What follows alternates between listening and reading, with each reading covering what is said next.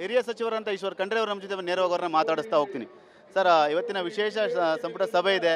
ನಿಮ್ಮ ನಿರ್ಧಾರ ನಿಲುವು ಏನಾಗಿರುತ್ತೆ ಅಂತೇಳಿ, ಯಾಕೆಂದ್ರೆ ಅಂಕಿಅಂಶಗಳನ್ನ ಓದ್ಕೊಂಡಿರ್ತಾರೆ ನೀವು. ನೋಡಿ, ನನ್ನ ನಿಲುವು ಸಾಮಾಜಿಕ ನ್ಯಾಯದ ಪರ ಇದೆ. ಯಾವ ಸಮುದಾಯಕ್ಕೂ ಅನ್ಯಾಯ ಆಗಲೇಬಾರದು. ಆ ದೃಷ್ಟಿಯಿಂದ ಇವತ್ತು ನನ್ನ ಅಭಿಪ್ರಾಯ, ನಾನು ವರದಿಯನ್ನು ಅಧ್ಯಯನ ಮಾಡಿದ್ದೇನೆ. ಇನ್ನೂ ಪೂರ್ಣ ಪ್ರಮಾಣದಲ್ಲಿ ಅಧ್ಯಯನ ಮಾಡಲಿಕ್ಕೆ ಆಗಲಿಲ್ಲ.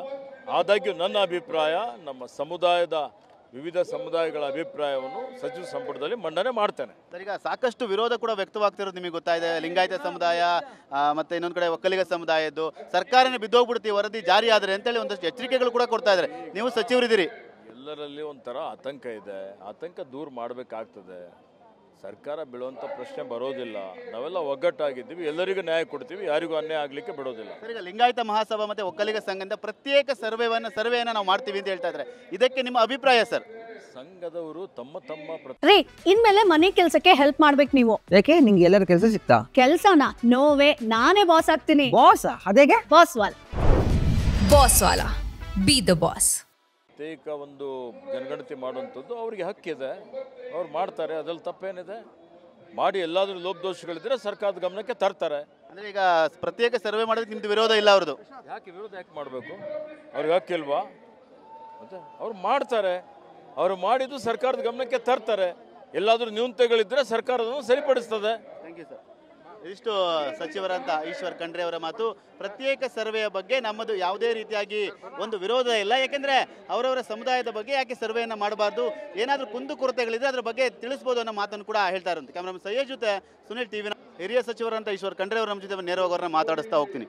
ಸರ್, ಇವತ್ತಿನ ವಿಶೇಷ ಸಂಪುಟ ಸಭೆ ಇದೆ.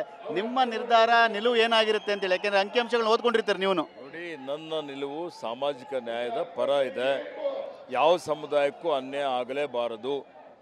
ಆ ದೃಷ್ಟಿಯಿಂದ ಇವತ್ತು ನನ್ನ ಅಭಿಪ್ರಾಯ, ನಾನು ವರದಿಯನ್ನು ಅಧ್ಯಯನ ಮಾಡಿದ್ದೇನೆ. ಇನ್ನೂ ಪೂರ್ಣ ಪ್ರಮಾಣದಲ್ಲಿ ಅಧ್ಯಯನ ಮಾಡಲಿಕ್ಕೆ ಆಗಲಿಲ್ಲ.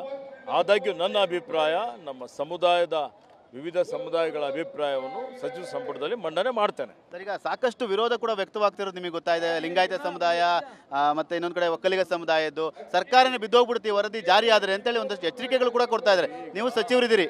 ಎಲ್ಲರಲ್ಲಿ ಒಂಥರ ಆತಂಕ ಇದೆ. ಆತಂಕ ದೂರ ಮಾಡಬೇಕಾಗ್ತದೆ. ಸರ್ಕಾರ ಬೀಳುವಂಥ ಪ್ರಶ್ನೆ ಬರೋದಿಲ್ಲ.